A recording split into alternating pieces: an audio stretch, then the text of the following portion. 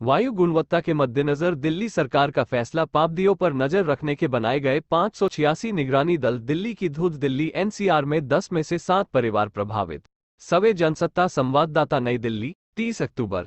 Delhi NCR में तेजी से बढ़े प्रदूषण ने लोगों को बीमार कर दिया है। 10 में से 7 परिवारों में इस परिदृश्य की वजह से कई प्रकार की स्वास्थ्य परेशानियां सामने आई हैं। हाल ही में दिल्ली एनसीआर के परिवारों में किए गए सर्वेक्षण में यह बात सामने आई है।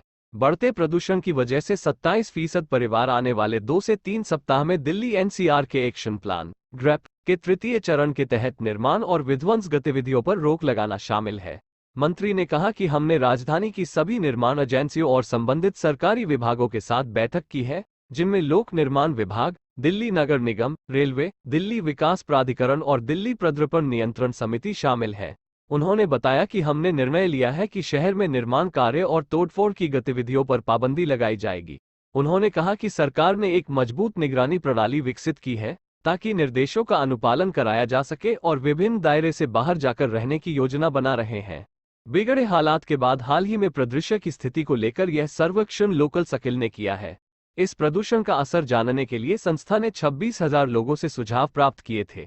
ये सुझाव दिल्ली, नोएडा, गाजियाबाद, गुरुग्राम और फरीदाबाद के लोगों से मिले हैं।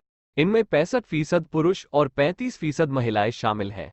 सर्वेक्षण के मुताबिक 7% में कुल 9,123 लोगों से संस्था को सुझाव मिले हैं। विभागों के अधिकारियों के सहयोग से कुल 586 टीम का गठन किया गया है। यह टीम निर्माण विध्वंस संबंधित पाबंदियों के क्रियान्वयन पर निगरानी करेगी। उन्होंने कहा कि आनंद विहार में परिदृश्य के उच्च स्तर के लिए क्षेत्रीय रैपिड ट्रांजिट सिस्टम आरआरटीएस से संबंधित निर्माण कार्य के कारण हो सकता है। उन्होंने कहा कि इसलिए हमने इसे बनाने वाली एजेंसी को धूल प्रदूषण नियंत्रण मानदंडों का सख्ती से पालन करने का निर्देश दिया है। साथ ही उत्तर प्रदेश सरकार से मांग की है कि वह एनसीआर में डीजल वाहनों को रोकने व सीएनजी वाहनों के उपयोग के उपाय करे। जनता संवाददाता नई दिल्ली 30 अक्टूबर।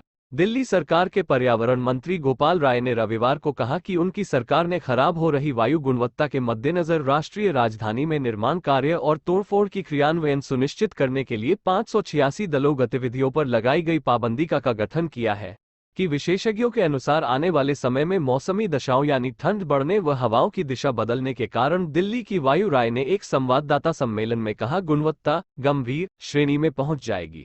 इसलिए वायु गुणवत्ता प्रबंधन आयोग CAQM ने अधिकारियों को निर्देश दिया है कि राष्ट्रीय राजधानी क्षेत्र में पाबंदियों का क्रियान्वयन किया जाए, जिसमें ग्रेडेड रिस्पांस